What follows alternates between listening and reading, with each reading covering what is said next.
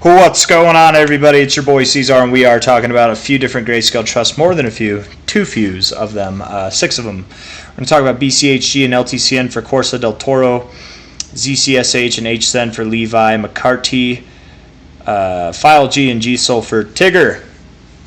And that's that, you guys. I'm going to go into these in a very, very kind of like brief explanation because it's been some time since I've made a Grayscale video. I know because I've been on hiatus. Well, I made a video yesterday. I did a live stream, but it's been a rough week for videos for me, for sure. So I'm going to do a quick little bit of that so I can get to bed here. When I say a quick little bit, I just mean technical analysis. I'm going to give you my general directional headings that I expect to see, and I will go more in depth tomorrow on probably all of these Grayscale trusts, man. But for the time being, we're just going to keep it short. So hit that like button, subscribe if you want to see more. I appreciate all of you.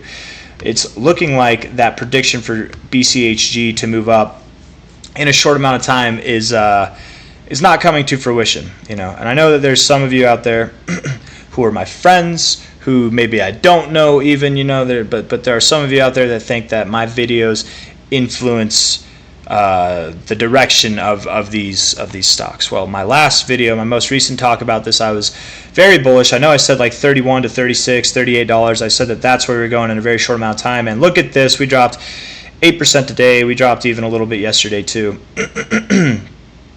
I don't have control over this, you guys. I might have influence over some people, you know, and that's how it is. Whenever you're a YouTube channel, whenever you're a YouTuber, of course you're gonna have influence over people. That's not the intention behind this necessarily. It's more just to like get my opinion out there, give you guys my predictions, and just kind of base it off that, you know. But I'm not trying to give anybody like do this, do that. It's not like that. I definitely don't have power over this, and I feel like it speaks for itself. Just because it's going in the direction that I'm calling for it to go doesn't mean that I have any say in this thing, man. I don't own any myself, but I just wanted to get that across. I was bullish and now I'm bearish. You might even think that I did this intentionally. No, I didn't. I definitely thought it was going up higher. It looked like it was going higher. Now we're going lower. Unfortunately, that could mean that BCHG is indeed going to see that spring break I was talking about, and it makes sense. It really does make sense. You know, we're literally right at this previous area of support. Found resistance on it. Very nice move up. Yeah, we're really hot on the RSI. Like it all makes the hottest you've ever been. You're probably going to see some consolidation, and buckle up, guys. It's going to be boring. It's going to be long. It's not going to be devastating, but it won't be exciting. Okay, so just buckle up. Where are we going to go? I know that's the question at hand here, right? So let's just see. Relative high to low. Probably back down to 1136 is what I would think. Man, there was a lot of things lining up. I remember with that like $10, $11 area. It could go down as low as about 780. That is possible. But whatever the Grayscale spring break video was that I had, I would lean on that. 856, $10, $11. That makes sense. You know what? So 856 doesn't make as much sense. It does on a FIB perspective, but I think what we should play off of here is actually the price action, right? 1060, yeah, that makes sense to me. Right around the 6.9, 1140 to like $10, 1060, something like that. It's probably where you're going to go. Will it happen immediately? Maybe. It took us, 2 weeks to find near our lows, 3 weeks, I guess, to actually find our lows last time. But we still consolidated for about a month afterwards, a month and a half, and then we moved up. Here it took us 1, 2, 3, 4, 5 weeks to find our low, and then we consolidated for a little while, and we crawled up, and then inevitably had our breakout move. You guys, it's going to be months. It's going to be months now until we break this high. Okay, it's not dead. It's not devastating. By no means am I telling anybody to sell because, man, just like my last video, I was bullish for the more immediate term. It did look like we were going to, it really did, you guys, looked like we were going to go to this $31, potentially even higher than that level, up at the 886. We had all the reasons to do it, but we just didn't do it. Volume wasn't coming through. Price was not growing. We're closing below the 786 now. Very confident, as I was in my video before the last video, I talked about this, that we're probably going to go below $11, if not at least like around 1130 to 1060. I said I was going to be quick, but I'm spending a little bit too much time, so I just feel like I needed to, because it's a total 180 from my last call, so I guess I'm just trying to be fair there. 2272 tipped it. You tipped it. You're probably going to go down. You found support on your 1886. You did, but you do have bearish divergence, and it is printed on there. It is technically printed on there. So, I mean, that would call for a move back to where the divergence formed, which you already have. But genuinely speaking, I don't know. If you interact with this 39.21 area again, you're probably moving down to 31.40. LTCN, you could move all the way back down to about 23.56, and that's fine. Any and all, that's fine. But you're at 46.60 now. My genuine opinion for LTCN right now is you're going to move down to around like 31 to 31.50, somewhere in that area. And that's my thoughts. If you go higher from here, it'd be barely, but I do think you're gonna come back down. And to be fair as well, if we get a red week here, you would have bearish divergence on the weekly for LTCN, and that would be good for a move all the way back down to about 16 bucks, man. You have 46 bucks now. It could happen. I don't know if it will, but you know, there's other things lining up with that area too. Right there, 15 bucks at these lows,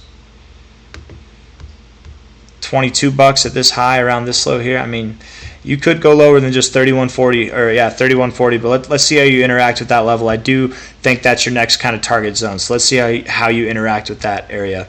LTCN going down. ZCSH, these ones will be a little bit quicker probably. Looking like it wants, oh man, you got a green week here. It's actually not a bad look. You're only up only 8.4%. Looks like you're up a little bit more, but now you're coming down. Let's see how the week closes. We have 2 days, we have 3 days left. Let's see how the week closes, but at this point in time, I'm assuming if LTCN wants to go down, BCHG wants to go down, I'm assuming you probably will as well. 2272 hit. Let's find support on that $6.08 area, $6 itself, and then continue to build. That's probably ZCSH, what it's going to do. Let's talk about HZEN. HZEN, Grayscale Horizon. Moved up high, consolidating. Hard to say. Hard to say. 5.45, $3. Anywhere and everywhere in between is probably where you're going to go. And it might be a quick drop down. Maybe you'll just kind of work your way down there. You know, I don't know how it's going to look, but I'd say $5.45 to $3 is where you're going for HZEN before you start moving up again. You can't just move up in a straight line forever, man. That's just how it is. File G, really hard to say because it's such a sporadically spotty chart with very low liquidity, but gauging this kind of like upward trajectory that you have, you could move down as low as like 136. You're at 198 now, maybe even down to like 110 area.